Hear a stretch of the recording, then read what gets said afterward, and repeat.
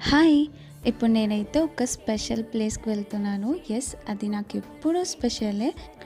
ఇలా వెళ్తున్నప్పుడు food court, barrage ఇవన్నీ చూసి నాకు ఓల్డ్ మెమరీస్ గుర్తొచ్చాయి. విజయవాడ అంటేనే మన ఊరు అని అనిపిస్తుంది కదా! సో, మీ అందరికీ అర్థమైపోయి ఉంటుంది ఇప్పటికే. నేను వెళ్ళింది అమ్మవారి గుడికి.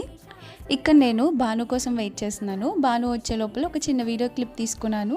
అండ్ లోపలికెళ్ళిపోయాం. భాను వచ్చిన తర్వాత అక్కడ ఫోన్ అలో లేదని చెప్పారు. సో, భాను స్విచ్ ఆఫ్ చేసిందని ఫ్రెండ్స్ అని చెప్తుంది. అలా ఒక చిన్న వీడియో తీసేసుకొని ఇంకా అమ్మవారి దర్శనం చేసేసుకున్నాము. ఇవాళ ఫ్రైడే కాబట్టి అమ్మవారు చాలా బాగున్నారు. అండ్ గుడిలో చాలామంది జనాలు కూడా ఉన్నారు. పావుగంట వరకు మేము అమ్మవారి ముందు నుంచున్నాము. మమ్మల్ని అసలు ఎవరు ఏమనలేదు. బట్ పావుగంట తర్వాత వెళ్ళిపోండి అని తోసేశారు. మాకు ఆ దర్శనం దొరకడం కూడా మేము చాలా లక్కీగా ఫీల్ అయ్యాము. ఆ తర్వాత పక్కన శివుడి గుడి ఉంటుంది కదా, అక్కడికి వెళ్ళాము.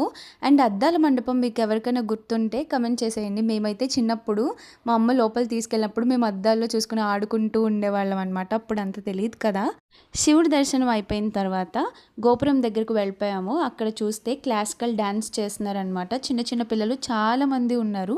అసలు చాలా చక్కగా రెడీ అయ్యి చాలా బాగా చేస్తున్నారు. ఒక 2 మినిట్స్ అక్కడ కూర్చొని ఇంకా వెళ్ళిపోయాము. Thank you.